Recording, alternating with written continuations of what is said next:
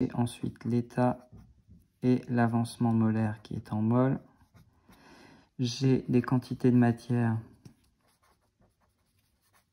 Je vous rappelle que toutes les abréviations doivent être définies, sauf celles qui sont normalisées d'un point de vue scientifique, donc en mol. Ensuite, l'état initial, bien sûr, qui m'intéresse. L'état final. On me parle du rendement, ça veut dire qu'on suppose que la transformation chimique est totale, donc si totale. J'aurai un avancement initial xi qui sera égal à 0 mol. J'aurai un avancement final qui sera égal à xmax. J'ai 3 réactifs. J'ai la séparation nette à bien identifier entre les réactifs et les produits pour être sûr de ne pas écrire de bêtises. J'ai donc une quantité de matière initiale ici de nitrobenzaldéhyde, une quantité de matière initiale de propane de On, une quantité de matière initiale de HO-. Je n'ai pas de quantité de matière initiale de indigo, je n'ai pas de quantité de matière initiale du dérivé de la propane de On. Par contre, l'eau liquide, j'en ai nécessairement mis au départ. Et il me semble que comme je vais mettre une solution aqueuse et que j'ajoute d'ores et déjà 10 ml d'eau distillée, on peut écrire que c'est un excès. Sans importance ici, puisque évidemment, il s'agit d'un produit qui n'est pas le produit d'intérêt. La quantité de matière finale de nitrobenzaldéhyde est égale à la quantité de matière initiale de nitrobenzaldéhyde moins 2xmax. La quantité de matière finale de propane de On est égale à la quantité de matière initiale de la même propane de On moins 2xmax. La quantité de matière finale de HO- est égale à la quantité de matière initiale des mêmes HO- moins 2xmax. Tout le monde est à 2xmax. La quantité de matière finale d'indigo est égale à xmax. La quantité de matière finale du dérivé de la propane de On est égale à xmax également. Je peux donc tout de suite proposer 3 hypothèses. Première hypothèse, j'ai le nitrobenzaldéhyde solide qui est réactif limitant. Cela impose que la quantité de matière finale de nitrobenzaldéhyde serait égale à 0 mol, si cette hypothèse est validée. Si cette hypothèse est validée, ça veut dire que la quantité de matière initiale de nitrobenzaldéhyde moins 2xmax est à nouveau égale à 0 mol. J'obtiens alors que la quantité de matière initiale de nitrobenzaldéhyde est égale à 2xmax, ou que xmax est égal à la quantité de matière initiale de nitrobenzaldéhyde divisé par 2. Cela nous donne comme application numérique 0,033 mol divisé par 2. Cela donne 0,017 en arrondissant à 2 chiffres significatifs mol. Il manque un 0 par rapport à la valeur de départ, donc ici un 0. J'ai donc une première hypothèse qui a fourni ça. Comme tous les nombres stoichiométriques sont les mêmes, deuxième hypothèse,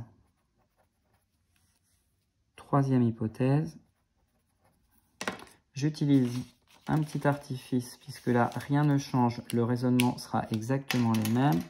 Donc mutatis mutandis, ça veut dire en adaptant toutes les réponses à ce qui doit être adapté.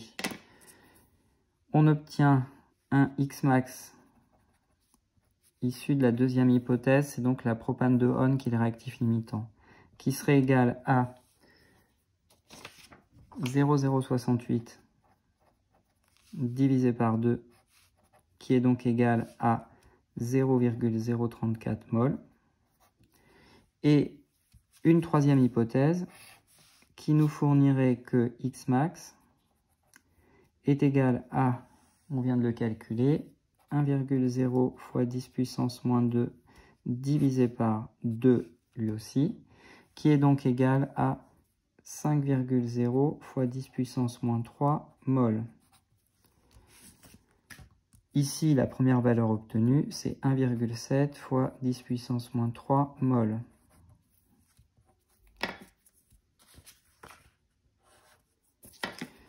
Donc, j'ai un troisième Xmax qui vaut ça et un deuxième Xmax qui vaut ça. Je vais pouvoir utiliser toujours la même phrase de conclusion.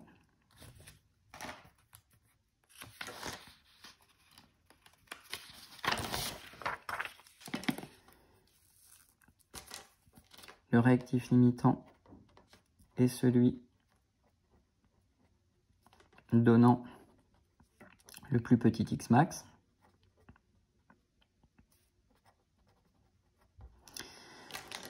C'est-à-dire ici, la première hypothèse, donc première hypothèse,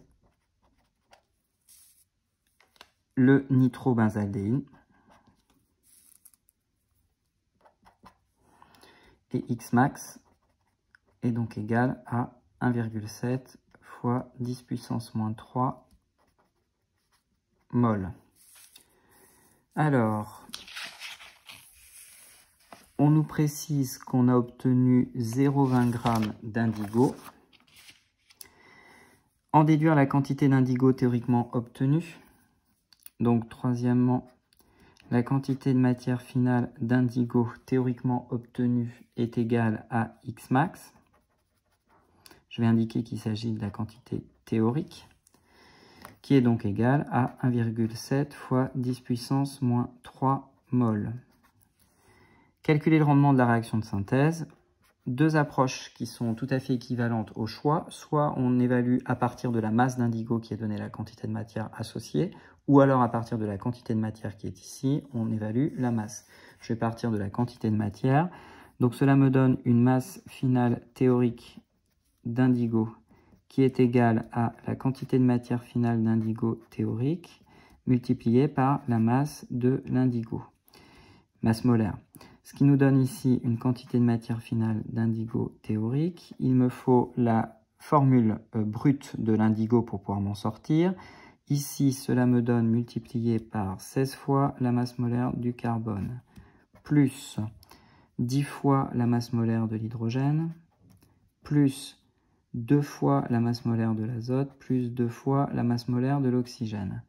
Cela nous donne une application numérique qui est donc simple, 1,7 fois 10 puissance moins 3, multiplié par 16, multiplié par 12 pour la masse molaire du carbone, 10 fois 1,00 pour la masse molaire de l'hydrogène, plus 2 fois 14,0 pour la masse molaire de l'azote et 2 fois la masse molaire de l'oxygène, c'est-à-dire 16,0.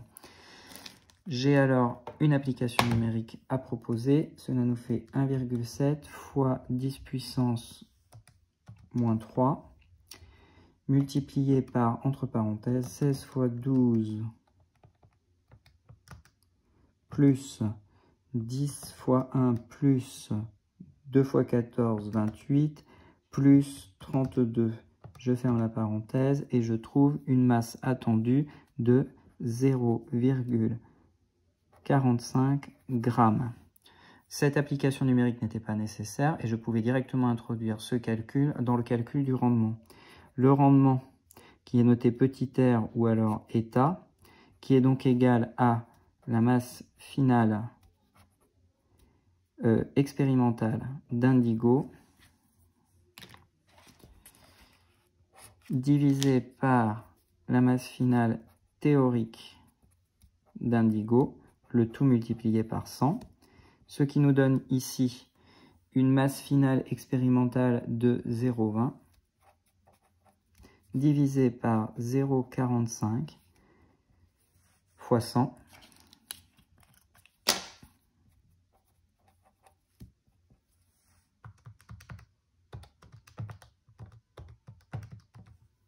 ce qui donne un rendement de 44%. C'est un rendement qui peut apparaître dans un premier temps relativement faible, mais en réalité il s'agit d'un rendement de qualité pour une synthèse organique réalisée en laboratoire de lycée. Imaginez un rendement de cet ordre-là au niveau industriel, ce sont déjà des rendements de bonne qualité. Je vous souhaite une bonne fin de journée après le visionnage de cette vidéo concernant la correction des exercices de chimie du chapitre 7.